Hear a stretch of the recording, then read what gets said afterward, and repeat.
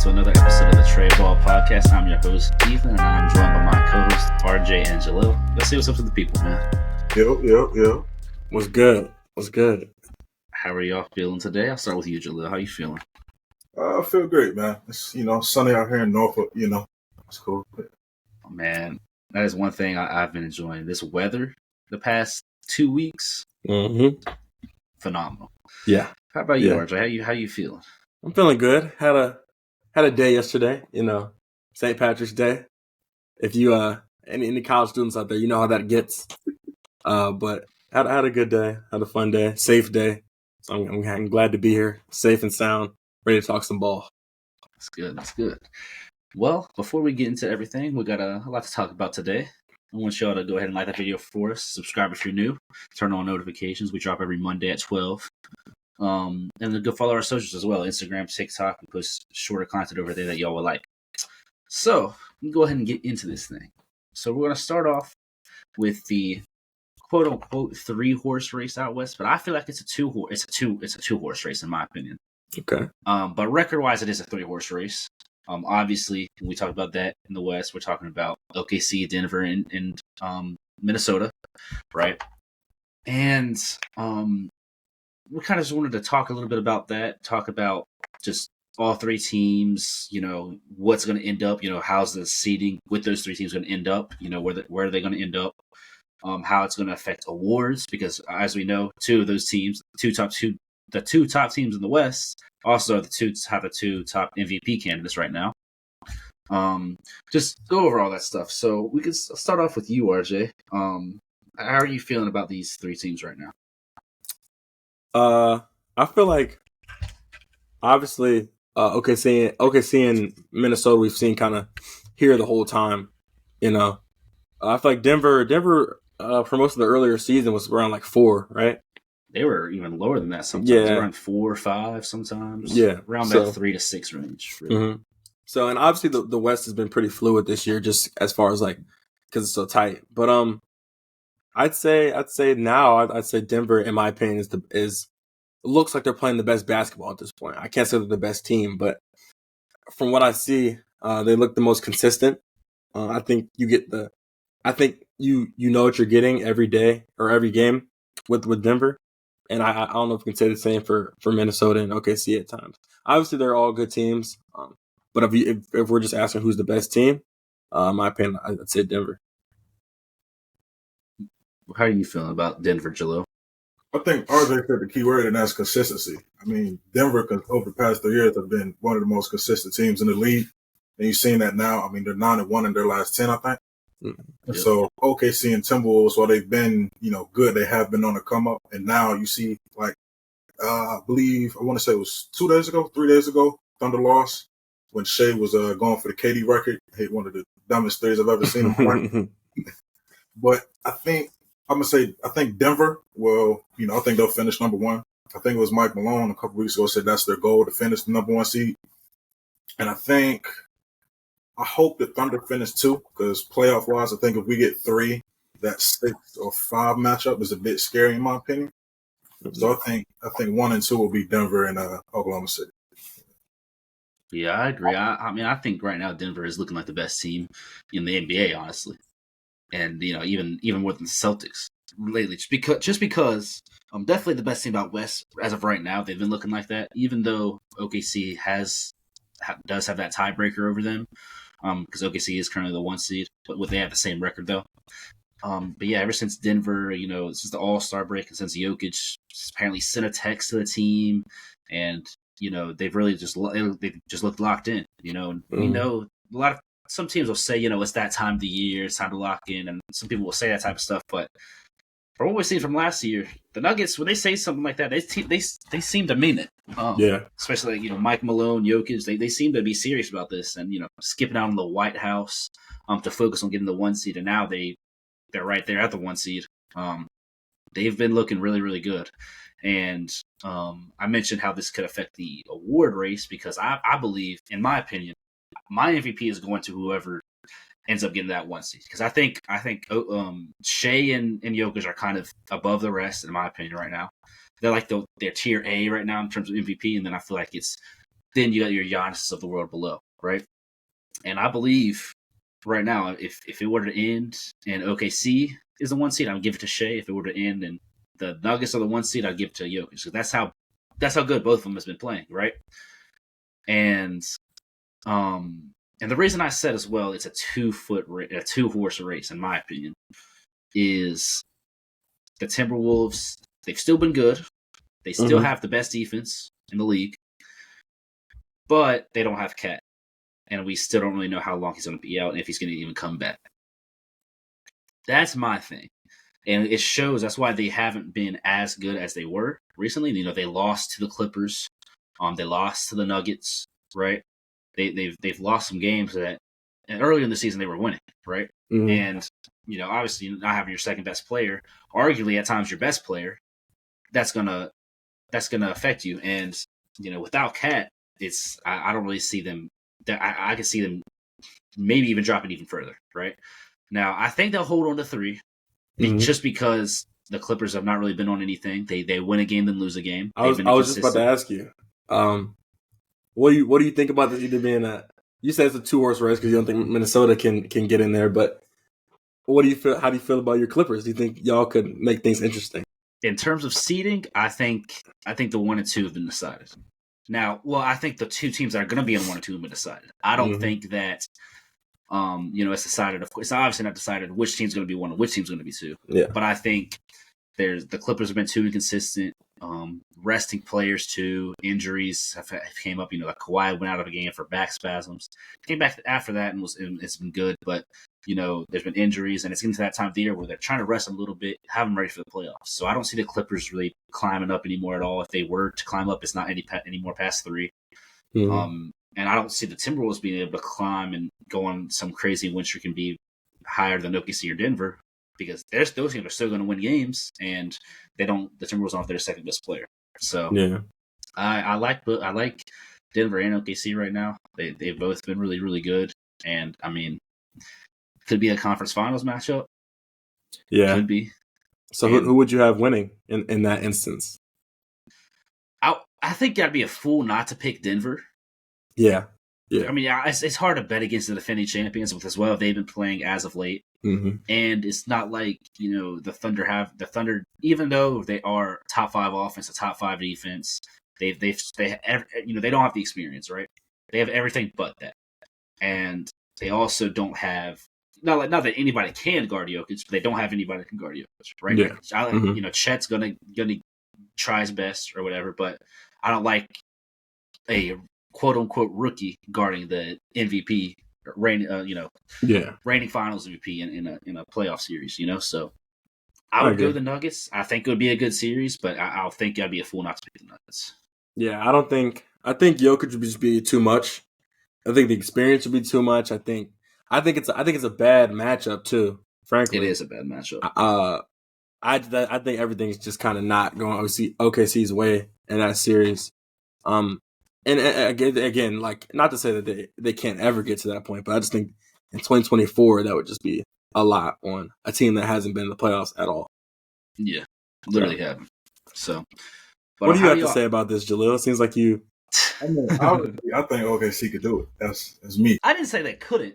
I think they could. I just think I'd be a fool not to, if I'm a betting man, not to bet on the Nuggets. I mean, betting-wise, yeah, but I think in basketball we talk about it all the time, and in my opinion, is the experience thing a bit overrated? Like, that's what it boils down to.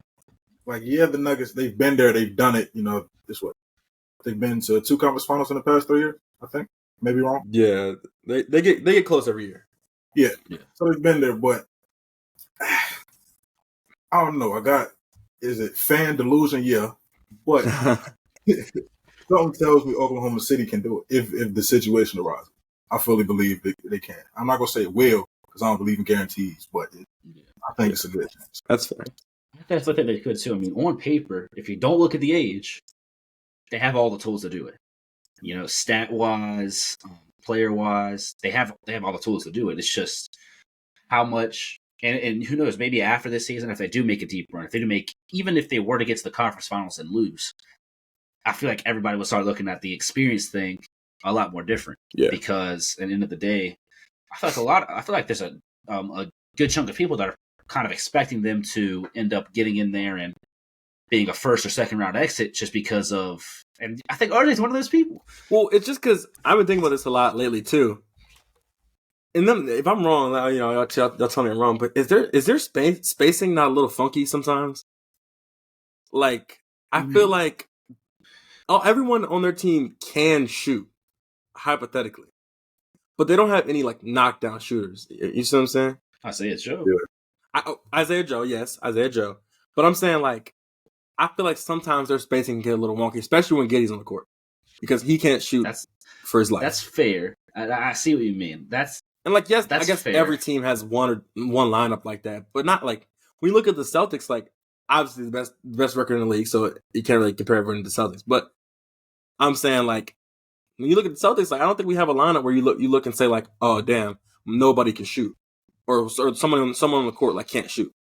You know, I mean, like, go ahead. The thing is, right? I just pulled up the stats because I just wanted to pull up the 3-point percentage. I do see what you mean, but I know they're shooting a high percentage.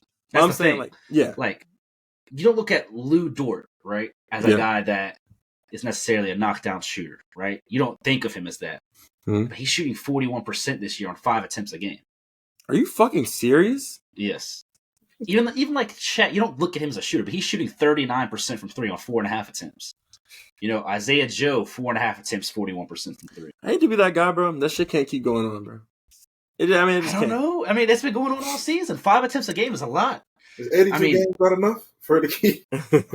I guess you got a point. But I just feel like in the playoffs when shit slows down and when the game gets a little bit more, I guess, tight, you could say, as far as being in the half court, it'll be tougher to get good looks. I mean, that's always how playoff basketball goes. And not to say that they can't make these harder, more tough shots. I mean, because they got a pretty foolproof plan. When Shea beats his man and is going downhill, someone's going to get an open shot. But, it'll be interesting to see when they get into a series against a team like Denver or a team like, even you look at the Clippers. Like, the Clippers have some defensive weapons. So, that'll be interesting to see. It's just tough. It's crazy how good they've been. One of the best 3-point shooting teams in the league while not having their quote unquote shooters. Like, it's funny because, like, Cason Wallace, 42% from 3. How many attempts though? On 3 attempts a game. Fuck, man. I mean, you got J-Dub, him shooting 45% from 3. That's outrageous. They're not going to, on 3.5 attempts a game. Aaron Wiggins, who he's a role player, 15 minutes a game, he shoots 3.5 a game, 48%. Gordon Hayward, I'm going to say his numbers is a bit different because he's only played 13 games and only taken a 3 a game, but he's shooting 56% from 3 for some reason. You know what I mean? Like I said, I mean, all their main pieces besides. All their main guys are really getting minutes. Besides, of course, Josh Giddey, are all plus 3-point shooters. Yeah, it's just got Josh Giddey that isn't. Yeah, I guess, and it's just weird to look at it like that. But I guess if they're shooting that high of a percentage, I can't say that it's like a problem. But I do think it could show. It could show itself. It could rear its head in the playoffs. It could. Yeah. The problem could show itself in the playoffs. Yeah, I definitely see what you mean, but it hasn't shown itself yet. Yeah, it hasn't, and I don't know if it will. It could, but I mean, because like you said, like you think about Lou Dort, right? That's not what you expect out of him, even though he's been that all season, a 40+% 3-point shooter. It's not like it's Klay Thompson out there, Yeah, you know what I mean. So. These are also guys that are mainly shooting catch and shoots too. True. That's the thing. True. Like Shea, for example, he's a guy who shoots 37% from 3 or something like that, right? Yeah. But I'd rather have Lou Dort shoot a 3 than Shea shoot a 3. Yeah. But real quick, what do y'all think about the Timberwolves? I know I detailed them about them not having Cat, but what do y'all think about the Timberwolves? I'll start with you, Jalil, because like this has been the number 1 seed for the majority of the season. 2 All-Stars, even though, like we said, Cat's not there, but they still have the best defense in the league, have some really good depth, have a good team. Mike Conley, they got, they still have Naz Reid off the bench. They have a lot of good pieces still. How do you feel about them, and how are you feeling about them heading into the playoffs without Cat? I haven't been able to watch many Timberwolves games just because of the time they come on. But I feel like you look at the roster and on paper, they're capable of possibly going to the conference finals if Cat comes back.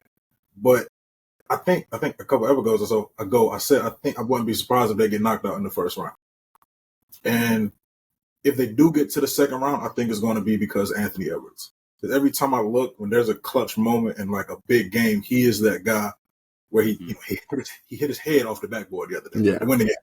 And I think if it comes down to a game 6, a game 7 in the first round to get to the second round, I think he's going to be the guy to possibly get him there. But if that situation doesn't come and they go down 0-2 or 0-3, I mean, to like the to Phoenix or Dallas, I wouldn't be surprised. So I still have them losing in the first round, but I think it depends on the matchup. Yeah, right. I gotta agree. I mean, they're gonna draw a tough matchup regardless. Like they're either gonna get Phoenix or Dallas or they could get Sacramento's not an easy win. With how tight things are, they could. I guess the Lakers are not great, but they still got LeBron, Anthony Davis. So do you want to play the Lakers first round? And then unless they move up, I mean, they could end up having to play the Pelicans if the Pelicans fall a little bit. Like they're not going to get an easy series. And your first or second best player, like you said, it's going to be a tough road. Now, could they get it done? Like Julio said, I'd say they have the X factor in most series. They got, well, maybe not though. Because, if you're playing Dallas, they got Luka. If you're playing Phoenix, they got KD and Devin Booker and Brad Beal if he can stay healthy. Like, all these, if you get, they have to get the Warriors or something. They got Steph Curry. If you got to play the Lakers, they got, LeBron and AD. So, yeah. Man, as of right now, it's looking, I wasn't even really thinking about it at first because they were the 1 seed, so I thought they were going to win their first round matchup. And now that they've dropped a little bit, and of course, Cat no timetable for a return, and Rudy Gobert has actually been dealing with a couple of stuff here and there. He didn't play on Saturday, which that's just like a minor day-to-day thing, like a rib bruise or something like that. Nothing too crazy. But with that, they kind of need that 1 seed. The more I think about it, because as of right now, it'd be Phoenix, and I honestly think the way it's stacked up right now, I think is kind of how it's going to finish.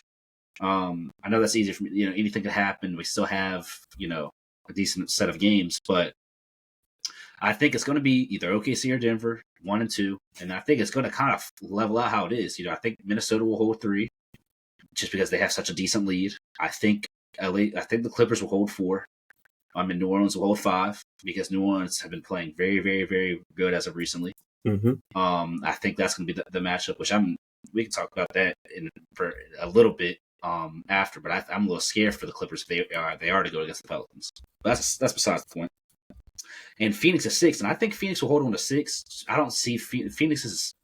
It's been a weird season for them, but I think they're good enough to hold on to a playoff berth and not fall into the play-in. Yeah. And Phoenix versus Minnesota, if that's how it stacks up, and that's what we have to see, that's scary. Mm-hmm. That's very scary. Now, Minnesota is that number 1 defense, and they have the pieces to. They have the Jaden McDaniels and Anthony Edwards, who's a plus defender, who to be on Devin Booker and Kevin Durant. But that's still a tough matchup considering you're not going to have Cat. I don't think. I don't see Cat coming back. No, without Cat, you're not beating the Suns. I don't think. That's fair. Even if he does come back, that's still a rough series for them. Well, it's going to be tough for them to. I don't want to say it's going to be tough for them to score, but it'll be tough for them to keep up. Like your defense can play good defense, but. I mean, there's only so much defense you can play on KD and Devin Booker. I mean, 2 of the best scorers of a generation. Exactly. So Yeah, that's gonna be tough for them, and that would be a team now that I think about it. I'm not gonna be surprised if they go out in the first round either. Yeah. But unless y'all have anything else to say about those 3 teams, actually, one more thing. I was gonna say it's not necessarily about those 3 teams, but about the West in general. At least in my lifetime, I don't think we've seen it to where the NBA has reached a point where the depth is crazy. Like right now, in my opinion, 1 through 10 could all beat each other in the first round. I think 1 through 11 too. It's Houston crazy. Houston's 11 right now, but they had the most wins in the month of February or this past month, something like that. Yeah. they're like 7-1, and they're like 7-1 in February or something like that. They've been on a roll. Houston's been on a roll. They've been looking good. I mean, they've been putting it all together. I said RJ was talking about, there's no easy series for the Timberwolves. I don't think there's no easy series for anybody. That's very true. I think I ain't gonna say it's highly possible, but I mean, if lost first round to like the Lakers or the Warriors because if Bron and AD or Steph just went off, I wouldn't be surprised. Yeah. So I mean, if who like Denver lost, what is that? I said I kind of agree with you, but I would if Denver lost, I'd be surprised, and I'd be surprised if Denver were to lose to one of the play-in teams. Denver's the only one that would surprise me though. Well, I can't say surprised, but like if the Thunder lost, I'd be like, damn. But I see how it happened. Or like if Minnesota lost, I'd be like, damn. But I see Denver losing to play. Exactly. I couldn't see Denver losing to the Warriors and Lakers, but I don't know if one of those teams as of right now, or maybe both of those teams aren't making it either way, right? And guaranteed one of them aren't making it. But I'm even thinking about them. For instance, I'm thinking about Denver versus Sac or Denver versus Dallas. Mm-hmm. I'd be very surprised if Dallas or Sac beat Denver. Yeah, I agree. But yeah, anyone else, it's a coin. It can be a coin flip for say in the other series. So it's definitely going to be fun to see. And one more thing before we move on, we talked about this a little bit. As I know, the top two in odds for MVP right now is Jokic and your boy RJ Shea. No, I'm not right. No. So do y'all think who do y'all think should win it out of those two? And do y'all think the seeding will matter? I think it should be Shea regardless of seed, if I'm being honest. Okay. I mean, you look at the Nuggets, they really have the same team they won the championship with last year. And they're in a position nobody really expected them to be in. You look at the Thunder, I think the average age is like 25, if that, 25, 26.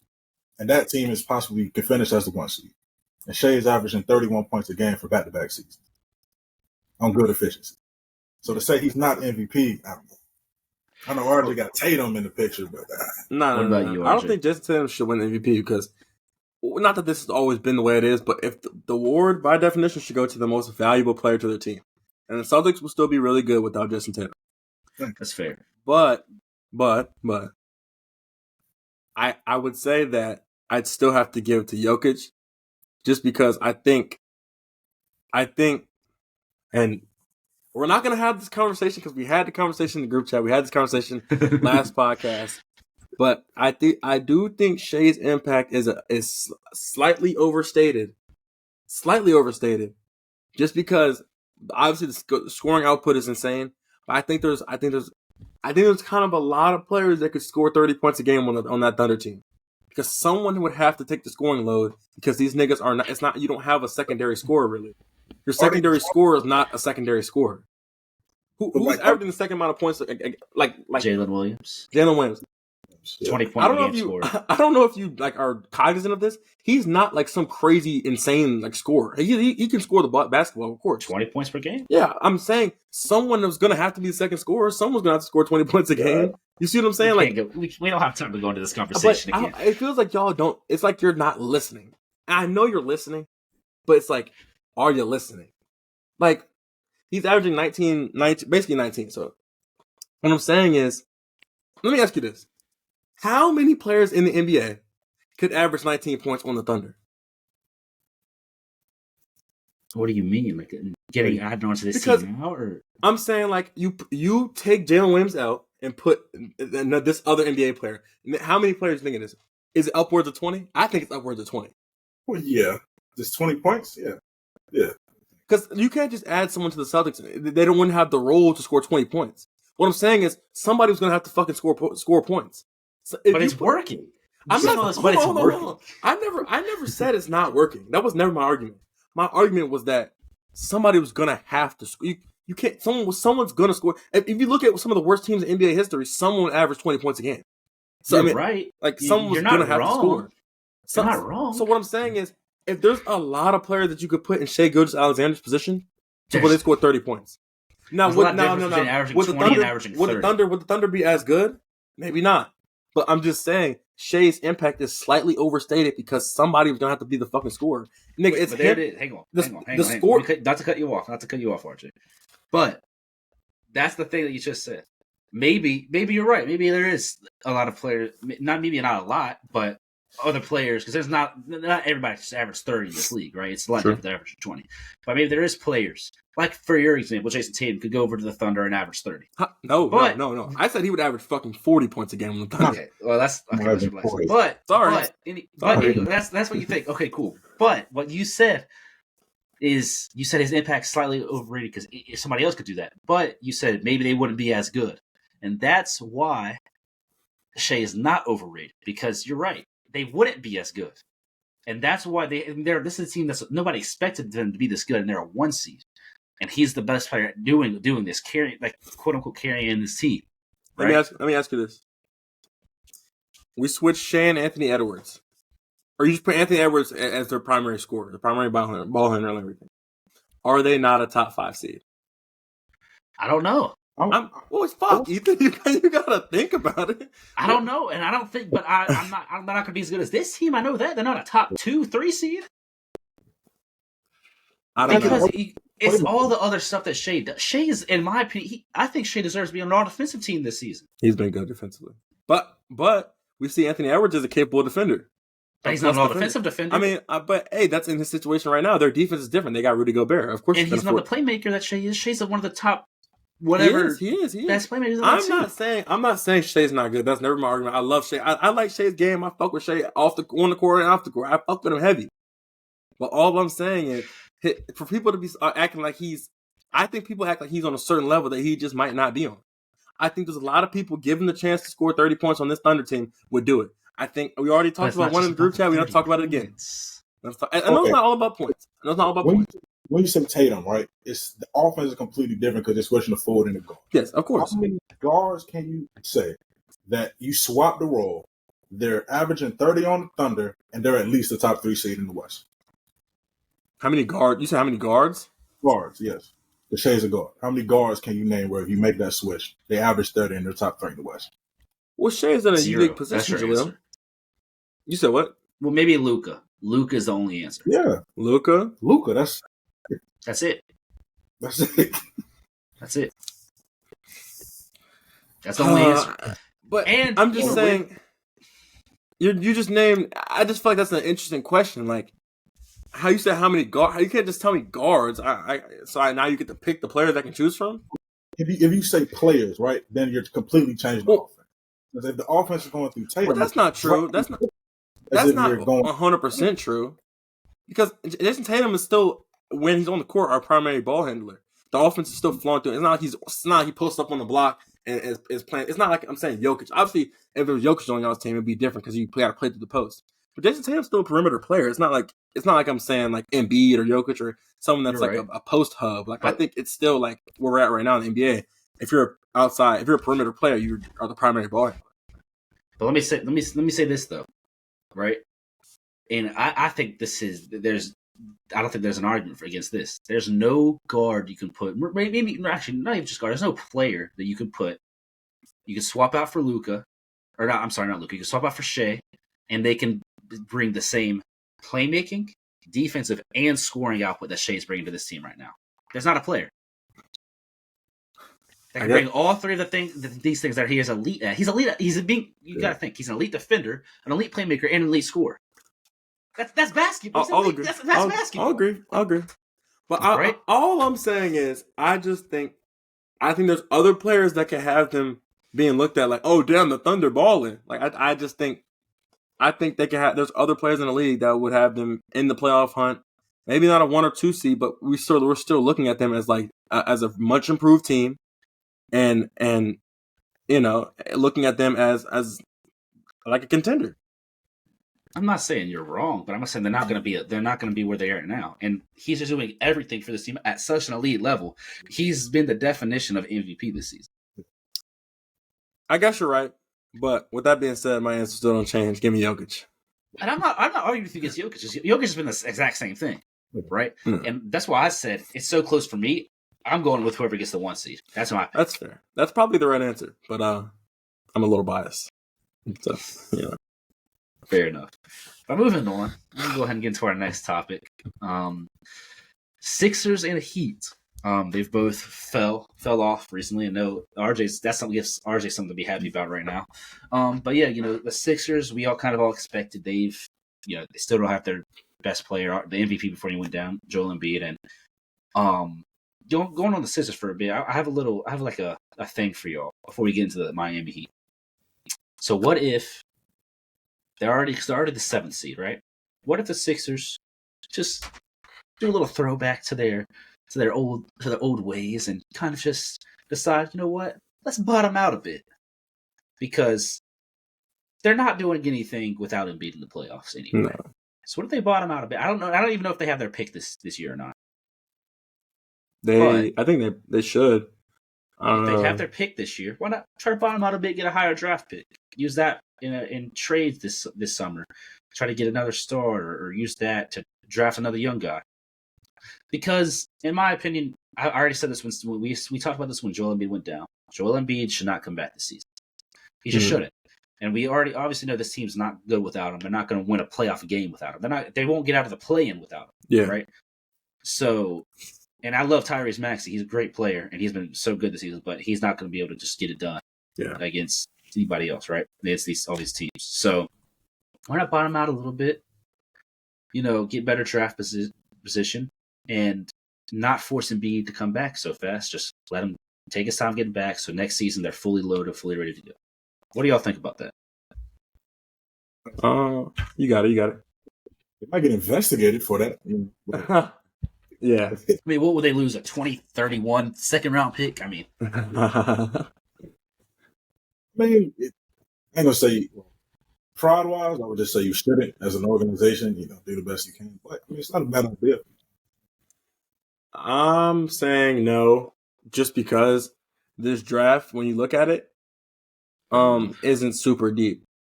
And maybe that's not the right way to put it. I think the draft doesn't have a bunch of people with super duper high ceilings as far as like when you look at guys like, obviously you're not going to get a bunch of Victor Wembanyama, but I don't think you even have like a Chet Holmgren in this draft.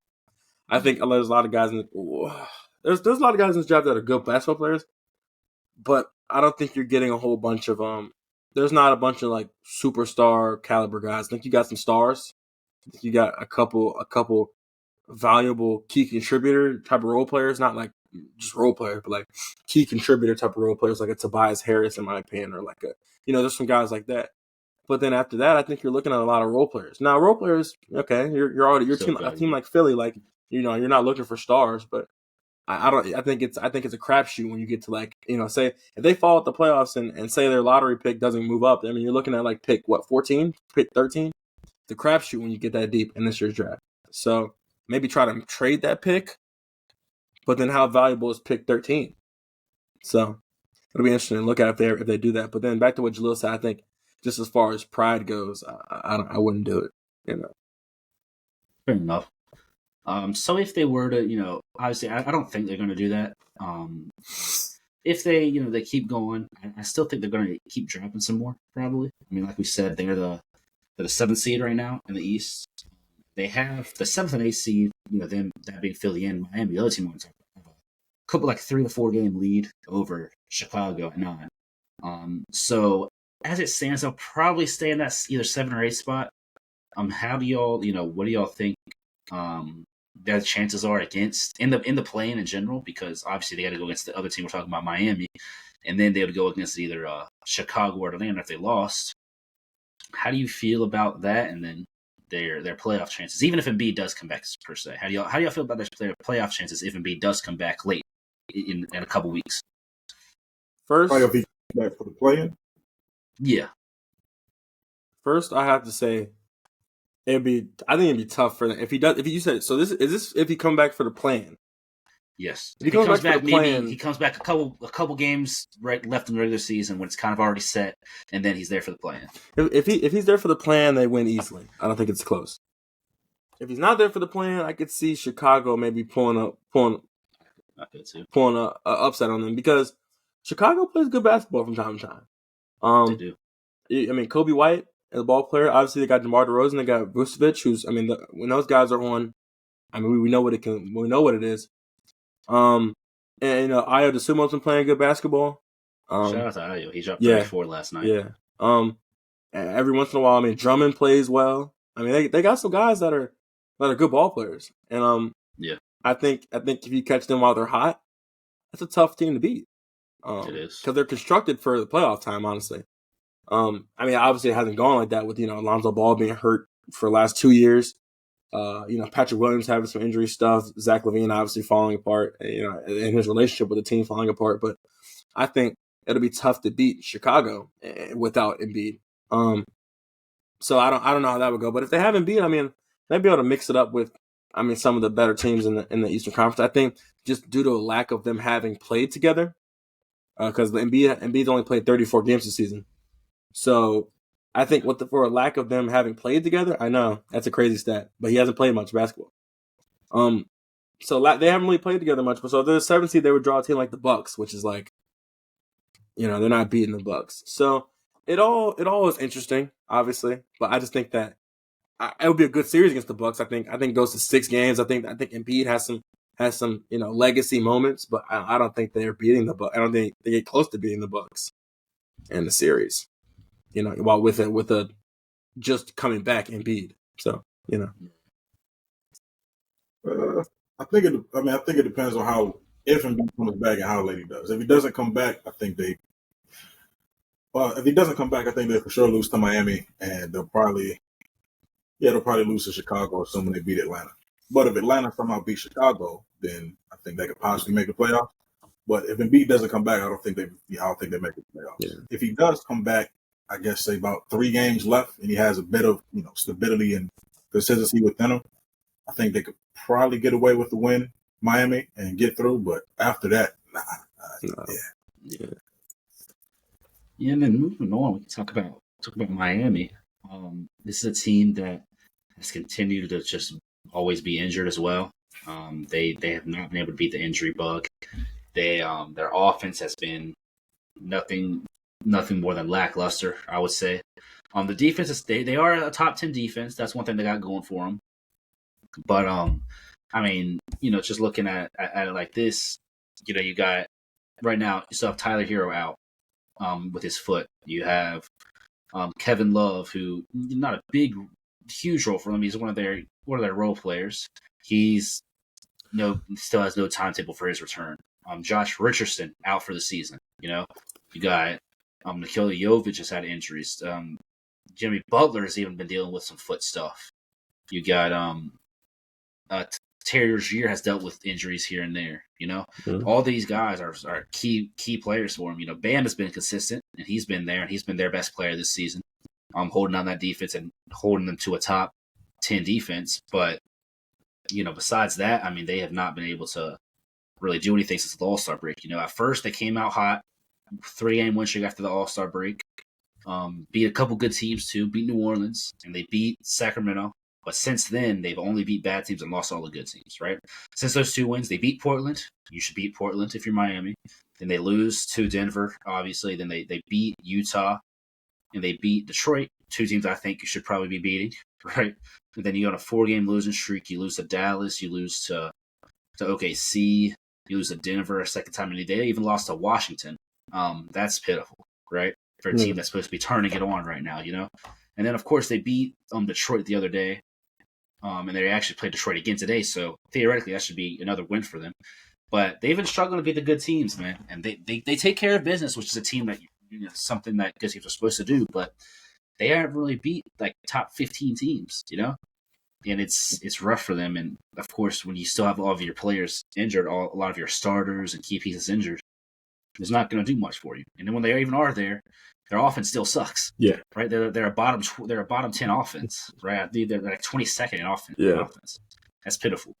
So this is a team that I don't expect to see go far. I know we're gonna count them out, and they're gonna end up something's gonna happen, but they're not. I don't think they win they could end up getting the 7th seed because, like I said, I think they'll end up getting the 7th seed and going against the Bucks.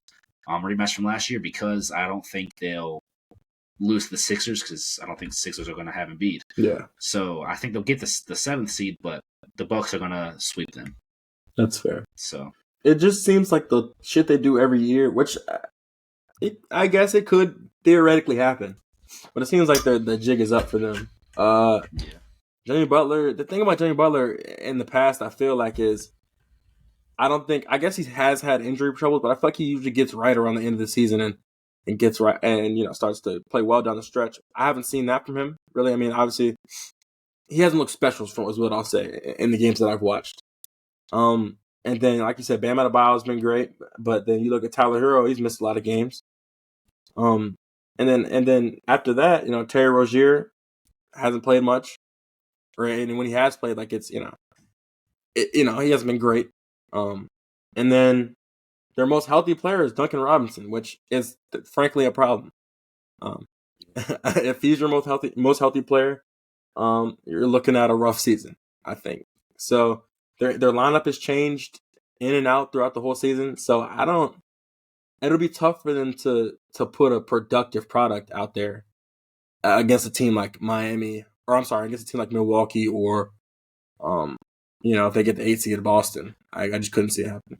We were talking about Joel Embiid. You said he played how many games? 34? 34. Tyler Hero's only played 36. Yeah, exactly. Tyler Hero's played 36. Kyle Lowry obviously Kyle Lowry was traded. But you got guys like Josh Richardson only played 43 and he's out for the rest of the season. Mm-hmm. Nikola Jovic, who's not a huge piece, but he's one of their decent bench guys this season. He's only played 32 games. Yep. Because he's been injured a lot, and most of those games he started. He started 24 games for them. Yeah. Right. So he's had a lot of games missed. Then you got guys like Bam has been consistent for him. He's played in 56 of the games. Not all the games. He's missed a handful, but he's been the one consistent guy. When you got Jimmy Butler, Jimmy Butler's only played 47 games, which that's quite still a decent amount. Missed, yeah. But that's quite a lot of games missed. So I think the jig, like you said, I think the jig is up for them. I think but could y'all imagine? Could y'all imagine them getting that 7th seed, going against the Bucks again, and the Bucks somehow lose again to the Heat? What does that mean for Giannis' legacy? His legacy's looking fucked. If they lose to the Heat, the 7th seed Heat after losing to the 8th seed Heat last year, their legacy. And they lost to the Heat in 2020, right? Yeah, they did. In the second round. Yeah. Giannis MVP season, right? Yes. Yeah. Was that his MVP season? That was the first round. Was it? I can't remember. That might have been the first round. What's that his MVP DPOY season too? Yes. No. Was it? I want to check right quick. It might have been. I'm not sure. Does Doc Rivers get fired? No, that was the first year of. Yes, if they do that shit, Doc Rivers gets fired after coaching half a season, which is the most Doc Rivers shit ever, by the way. But I think at that point it would be like, what did he even do? And that was Giannis' MVP season. I remember that. That's when people started talking about Giannis maybe leaving. Mm-hmm. Because they were saying Miami playoff player, and they were saying Miami. That's when he had that was off of his DPOY MVP season, and the Heat messed him up. Mm-hmm. That's when he go to the finals. And then the year after that, when the Bucks win the championship, that's when the Bucks beat the Heat again, and that was the year that Jimmy choked in the playoffs. And then ever since then, the Heat have had their number. So exactly, yeah. But I couldn't see the Heat doing anything like that this season. Thank God. Because I'm looking at the roster, there's not enough 2K player generated bots, so there's too many real people. So there's no way. But we're going to move on to the question of the day, right? And RJ came up with this question. It's a very phenomenal question. So if you were a coach, which lottery team would you most and least like to inherit? I have a couple picks for each. I have a main pick for each one, but I have like a runner up per se too. Mm-hmm. So if you want, Jalil, you can go ahead and start with your most likely. When we say lottery, we're talking the full 14, right? I was saying not playing. So from 11 to 15. That's what I did. Yeah, I did 11, 15 in each conference. This nigga trying to pick playoff teams, bro. It would kind of be. It's kind of because technically when we talk about ladder, there is 14, but it's kind of a cop out in my opinion because I could just say, oh, I'm going to go with maybe like a team like the. Actually, I don't really know. But still, like I could say Miami, who has pieces to do things, and or I could say like the Lakers, who obviously is always going to be in LA. You can always, Yeah. No, but if we talking 11 through 15, most I want the Houston Rockets. Yeah. Okay. That's fair. Then That's probably my runner up for my most. Yeah. and then second most likely, I'm between the Grizzlies and the Spurs, just because the Grizzlies kind of already have. Those are my main three. Yeah. And the my Spurs main have Wemby, and you can build off of that. Mm-hmm. Yeah. So then for least, I think it's the Wizards without a doubt. You know, Mm. Yeah. That's I feel that. Yeah, for me, my most, I went with Memphis. It was between Memphis, San Antonio, and Houston, because you got Houston. They have the young pieces. They've been building a culture over there this season. They have the vets as well. But with Memphis, I mean, this is a team a couple seasons in a row where top 1 to 2 seed, Mhm. and they have all their draft picks, and they have all their stars coming back. So I think that's the most obvious one because they already have a culture. They've been there before, and I feel like you think about it as a coach's mindset, right? They seem to have a good front office too. Mhm. Like all that stuff comes into play for me when I'm thinking about this decision. So that's why I went Memphis. You got star players, DPY. You got a lot of the things to work with. So I would go Memphis, and then like you said, same reasons for Houston and San Antonio being my runners up is for that reason. They don't they have San Antonio has the Wemby, and then Houston has the young talent, the vets, and they have the kind of like in the same boat as Memphis. Honestly, it's just to a lesser extent, way lesser extent. But for my least, it was Washington is probably my pick, but it was I strongly thought about Charlotte. Yeah, and this is why. Detroit, like some people maybe think, why not Detroit? They've sucked, but they have they've been getting better. They have their picks. They have they have a superstar quality that maybe superstar talent per se, right? Yeah. And Katie Cunningham maybe one day. Mhm. Charlotte, I really wanted to go with that first because one thing about Charlotte and Washington, think about the front offices too. Front offices are terrible. Yes. Right? They just got new ownership as well. Charlotte did. So who knows what's going on with there? They probably are having a coaching change this offseason. And then Washington as well has not been ran the best. They've been a team that's always been ran to where, we're going to be mediocre. We're not going to try to get to the top. We just want to be in the playoffs. We don't care to, get all the way there. And there's also teams that don't draft well. Charlotte and Washington, their management isn't good and they don't draft well as well. So that's going to make me look like a bad coach if you're drafting, Anthony Bennett over here with number 1 pick, right? Yeah. Obviously, I know that's not the team that's drafting Bennett, but yeah, I know what you I'm mean. just saying. And it's just like the one reason I went with Washington over Charlotte. Oh, actually, there's one other thing. Both teams also just have players and have those personalities that they just care about social media. They don't care. Like this is what it seems like to me. Like they don't care about wanting to get better, wanting to win. They care about the check and social media. That's what it seems like to me. In the highlight play, like you're like your Jordan Pooles, your Kuzmas of the world, and everybody knows Charlotte's always like that too. Exactly. Right? But the one thing Charlotte got going for them, well, 2 things is they have 2 promising young players in Brandon Miller and LaMelo Ball. Yeah. Brandon Miller more so for me. I love Brandon Miller's game a lot. I've never been the biggest fan of LaMelo, but he's been an All-Star before. He has, he had stats this season before he got injured, even though he's very injury prone. Yes. He's got that going for him. So mainly because of Brandon Miller, I'm going to go with him because who's Washington have that compares to those? Yeah, no one. Nobody. So yeah. I'm gonna start off with my who I wouldn't want to coach. I think Washington is everyone's choice. Honestly, one that might shock you guys is Utah. I feel like they're almost. I mean, obviously, I think they have a well-run organization, but I do think the roster it will be a daunting task for a coach because they're not, the rosters are super duper talented. They have some good young pieces. Keontae George is good. Obviously, Lauri Markkanen. Colin Sexton's all right, but I think as far as like from a future standpoint, they're not going to be. I think they'll be around this point for a while, and then eventually it's going to be time to get rid of Lauri Markkanen because no one's going to keep being the 12th seed. It's just not. It doesn't benefit anyone.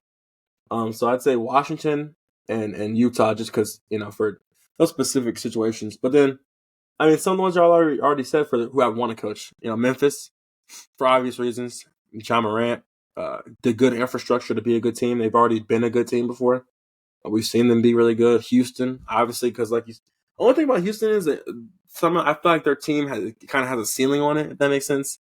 Like, how good could you be with? I mean, Fred VanVleet and Jalen Green. It depends. I guess it depends how good Jalen Green can get. Şengün's obviously a great player, but I mean, I think a team y'all didn't say is Brooklyn, just because they have a lot of capability to grow as far as like they could benefit from that Mikal Bridges if they end up trading Mikal Bridges, they could benefit from something like that. They got I think obviously Brooklyn can attract some free agents, so I mean I guess with the roster they have currently, maybe not Brooklyn. And then obviously some of the other ones y'all said. I think another one that's interesting is Toronto. You got Pascal Siakam, Scotty Barnes, and RJ Barrett. I think that roster, you got a lot of defensive upside. Siakam going. I did not mean to say Pascal Siakam, but you got Scotty Barnes and RJ Barrett. Yeah, and I mean that's a lot of those two players are good young players. Yeah. True. They shouldn't be too good in the near future, so they should keep getting some higher picks if they have their picks. I think they have a little upside, and then Toronto is another really well-run organization, which as far as like the G League stuff with Masai Ujiri as their GM, I think they're a very well-run organization, and I think they're not content with being around. They're not content with being a middling team like sometimes Indiana is. They just want to put butts in seats. I don't think they're like that. Yeah. So I think those teams are pretty good options. Yeah. I think Brooklyn's an interesting one because I think Brooklyn can be one that can be one of the teams you want to, but also you could also make the argument for not wanting to as well. Mm-hmm. Because this is a team who's in terms of running the organization and the management. You got to think they're two teams who have made two drastic decisions. Bringing in obviously when they brought in Paul Pierce, Kevin Garnett, all those guys that set them back the organization for years, and now they kind of set back again when they brought in. They had a good young culture, and then they brought in sold all that to bring in KD and Kyrie, and it set them back for years now again. Yeah. So that's the thing you can worry about with them as well, being there, and so you can make the argument, well, maybe they're not as well run, and they kind of are willing to just throw things away that that was built up just for this or that, right? So, and they lost a lot of picks too. Another part about them, they got picks back. Another thing about them is Ben Simmons. What do you do with Ben Simmons? Can he play more than 15 fucking games like he's playing this year? Can he? Is there a Ben Simmons trade out there? I don't think there would be a Ben Simmons trade. I don't think there's much of a market for Ben Simmons, but like stuff like that is my point. I think Ben Simmons is done. I think he doesn't get another contract. Really? After his next one. Well, I mean, I just look at it. I don't know if he's going to try to. I mean, maybe he tries to, but I mean, we're talking about another back surgery. I mean, we see what back surgery did to Michael Porter Jr., right? He was big coming out. Even I knew who Michael Porter Jr. was when he was in high school. And I don't watch high school or college ball. And that's how good Michael Porter Jr. was supposed to be. And obviously he's made a career out of what he has, but it's very apparent, he's not explosive or anything like that, and backs, I mean, that's a big part of, that's serious. That's like as serious as ACLs and Achilles, it is, because that's your whole infrastructure of your body, Mm-hmm. So it's, that's having a second one of those on top of your confidence and all that already being shot. I don't know if I see it anymore with Ben Simmons. And I hope for him. Y'all remember I was saying he's going to end up being an all-star this season. I didn't. That is a crazy take. I do remember him saying that.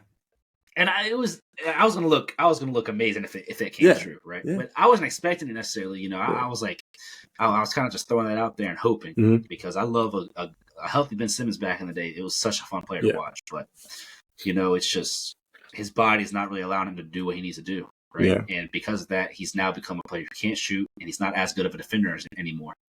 He's not even that good of a defender anymore because he can't move. So it's like, what are you're going to get him out there to just maybe get a couple rebounds and be good at fast break passes?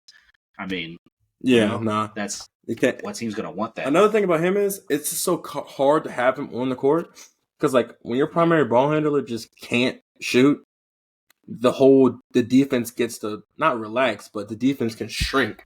So when you're not making them guard the entirety of the floor, now it's harder to penetrate the defense. It's harder to everything that his skill set is good about is tough to do.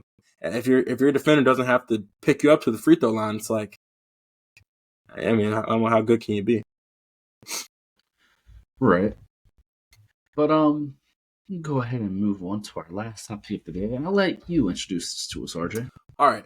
So in the past, I feel like, as Jalil has said, as Ethan just said, actually, they're not super big in the college ball, and I'm not the biggest in the college ball, but I keep my eye on it. I keep my thumb on the pulse just to see, what's going on, who is who, and I always like to make sure I'm cognizant of, who the next biggest star is going to be in the NBA. And I feel like if we start now, we'll be able to get to a lot of the players in the draft. But I feel like we should just cover one player a week, and look at how good we think they are, what their skill set is, and then what a team that could use that skill set, look for down the road and even in this upcoming season. So for today, I'd like to start off with someone kind of fun. This is kind of a hypothetical, almost, because we don't know what this guy's gonna do. Obviously, had a little bit of an underwhelming college career, some extenuating circumstances to start his college career. So what do you guys think about Bronny James? Well, first, I wouldn't say it's been a disappointment. I mean, I think some people say, "Oh, he's LeBron's son; he's going to walk in and start." No, USC got the number one point guard in the country, and that's what they call you. Yeah, and they already had Boogie Ellis there, so I mean, he wasn't going to start. But I mean, I think the biggest criticism is Bronny, and I think Gilbert Arenas says it all the time. He doesn't play like he's LeBron James Jr., even though he has the ability to. Yeah. And we've seen it at times, not at USC yet, but when he was coming before college, he has the certain where he gets into a certain mode and he takes over the game. Yeah. If he can kind of forget the system player role kind of like mentality, I think he could be something. Which is why I think he should stay another year at USC, because I'm pretty sure Isaiah Carr is going to enter this year's draft, so he may be a starting spot. But if he does enter this year's draft, I think he'll get drafted. I mean, he's Bronny, so he'll get drafted. And if what LeBron said was true, if that he'll go to a team that drafts Bronny, then there's that slight possibility out there. Someone's gonna pick him. If he enters the draft, someone's gonna pick him just because the idea you might be able to pull LeBron James. I don't know, man. I don't know if I buy that though. Just because, like, I feel like teams are going to be. I feel like these organizations are smart. Not all of them are. A lot of them are poorly. Some of them are poorly ran, like we've seen. But I feel like some of a lot of these organizations are smart. And like, are we really going to set our organization back multiple years by wasting a? I don't think he'll get drafted high either. I don't think any organization is going to take him higher. They would draft him maybe a tiny bit higher than what he's projected, but nothing crazy. I don't think. Yeah. But what are organizations really going to be like, oh, we're picking him up and we're going to get LeBron James over here right now this offseason to not end up, it just depends on what team it is, right? Like, what team that's going to have money to be able to do that and still going to be good enough to win a championship. Like, I don't know. Like, I don't see it, right? LeBron like after the season, right? Or did he extend? He hasn't extended yet. So as of right now, he'd be a free agent. So I mean, if you're a team who has 2 second-round picks, you ain't really losing nothing by drafting Bronny, really. Yeah. I mean, if you're a contender, like, why not draft this guy who's probably going to play in the G League next year? He'll probably be called up a little bit just so LeBron can, get eyes on or whatever. Fuck. But, like, honestly, you might just get a 1-year rental of LeBron just because you drafted Bronny James. If I'm a team like, if I'm trying to look at some of the teams. If I'm Cleveland, it makes too much sense. Oh. Cleveland, this is for you. I like that. I think it makes too much sense. I think he because I actually have heard stuff about him wanting to go back to Cleveland. I think I would love that. I think you throw him back in that mix. Cleveland already has a great team. It's not even like you have to really make a trade if you're Cleveland, right? He can just choose to go. You get the greatest player ever in my assessment, and then you add that on top of, and then for after that, you can kind of do whatever you want with Bronny James. I don't think you really need Bronny because you already got some good guards, but like, say if he develops into a good player, I think his skill set right now is interesting skill set. I mean, for him to be like a defensive pest like he is, and then have the ability to shoot, and then if he can continue to improve upon his playmaking, we're looking at a dangerous guard. And then also, like, obviously he's a smaller guard because he's like 6'2", so smaller guard, but then he's also got bounce. Like, he can really, really jump. So I think he's got an interesting player profile as far as like his skill set. Just because how many people do you see with that skill set? The ability to jump like he can jump, shoot like he can shoot. He projects as if he were to be in this draft class. Like, I don't obviously his percentages aren't great, just because I feel like people understate the importance of going through a training camp with your team and stuff like that. And he had the heart problem, so like obviously he got off to a late start with that type of stuff. But as he played more, I think he became more comfortable. I think he got better, and I just think that given the opportunity to play against the cream of the crop, in the NBA or in the G League, I think he projects as a dangerous guard. Yeah. Because from what I've seen and heard, I think he could be the quintessential guy you want playing next to LeBron. Funny enough. Yeah. From the 3-and-D stuff, like he could end up being that type of person you want next to LeBron. Mm-hmm. But the Cavs one I definitely like. But I'm gonna ask you this: so what happens if he's a second round pick and the Wizards pick him up? Nah, LeBron ain't going to no Washington. I don't think the Wizards would do that. Why not? If he's a person that's y'all think he's draftable? If he were to enter, forget him being LeBron James' son, all right? And I know that's hard to do, but like if just from his player profile and what he's done as a freshman, because from looking at his stats, that's not bad stats for a freshman. Yeah, that's really the problem. Bad projections. Yeah. They're not bad. I mean, they're good freshman stats. So if he were to enter right now, y'all think he'd probably be a guy that would get picked up in the second round?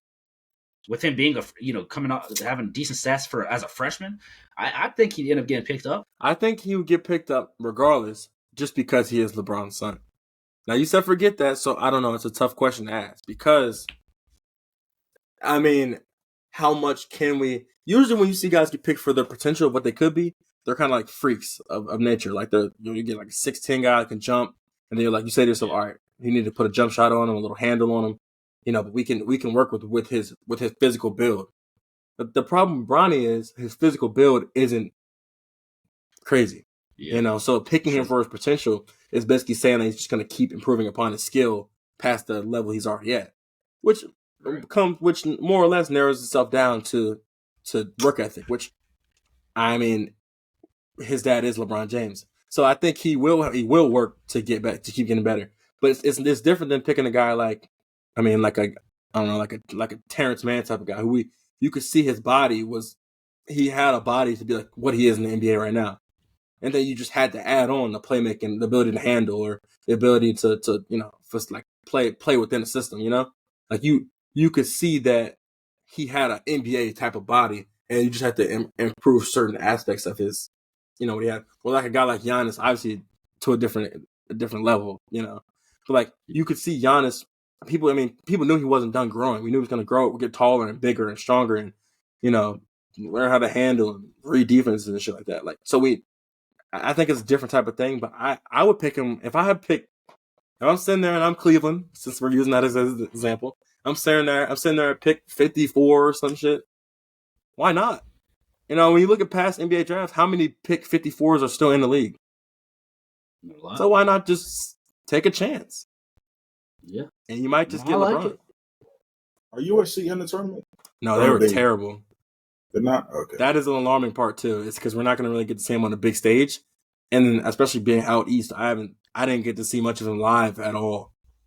But he had some decent games. I mean, when the jump shot's falling, he's able to drive the ball well, too. But I don't love his shot creation as far as, like, when it not just, I feel like he's more of like a spot up shooter at this point. But again, like he could keep getting better. Who's to say he won't get a better handle and be more aggressive? He's only 19. I mean, I think the handle and the ability's there. It's the aggressive part. Yeah. I mean, because you look at Kentucky at Rob Dillingham, he don't care. Yeah, at all. About anything there is. And I'm not saying Bronny just to not care, but I think if he says, okay, at the end of the day, this is about me at some point. Mm-hmm. Like I do have to leave at some point. And just taps into an aggressive point. I mean, it's there. I think he could be a first round guy next year. Yeah, Next year's draft if he can do that. and that's why I also agree. Like, I just brought this up because I'm more just saying like if he was in this year's draft, but I would love if he stayed another year.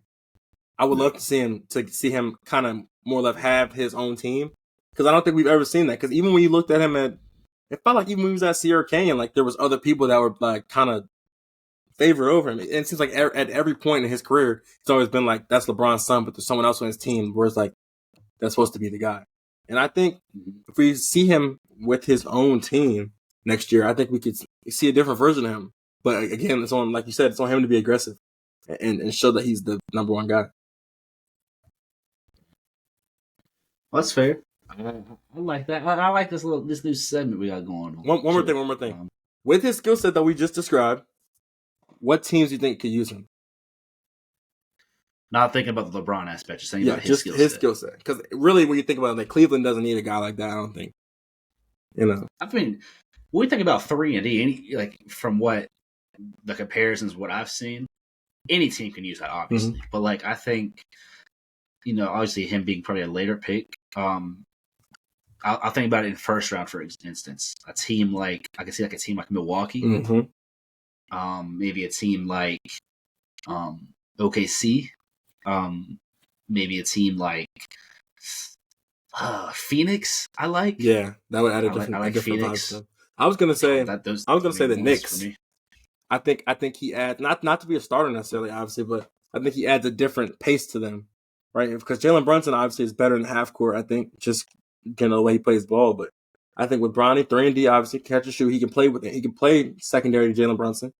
Or, I mean, if you want to spell Jalen Brunson for a little bit, if Bronny continues to develop his playmaking ability, you got a defensive guard who can play make a little bit and shoot the ball, which and it's kind of like more of an up tempo type of player, whereas obviously Jalen Brunson is a slower player, and I think Tom Thibodeau would be like Bronny would be like a dream to Tibbs, honestly, with his skill set. Yeah. So I think he'd be great on the Knicks.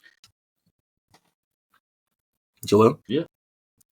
I like the OKC shop. I think it'll be, because I look at our second team, it's all right, but I mean, I'm always a fan of a team that run and players that just go and keep going, and I think Bronny has the ability to do that. So I like to see him in OKC. Yeah, sure. All right. That's all we got for y'all today. I hope y'all enjoyed the video. Y'all got anything else for us before we get out of here? I got a women's shout out. I'm an LSU basketball fan. Women's shout out Andrew Reese, SEC Player of the Year, and last year Poa, get well. Hey, shout out Haley Van Lith. No reason, just she had a solid season though. Yeah, it was cool. Shout out though. I hope y'all enjoyed the video. Make sure y'all like and subscribe if y'all are new. Share it with a friend. Go follow our socials as well, Instagram, TikTok, all that good stuff. And we'll be out of here, man. Peace.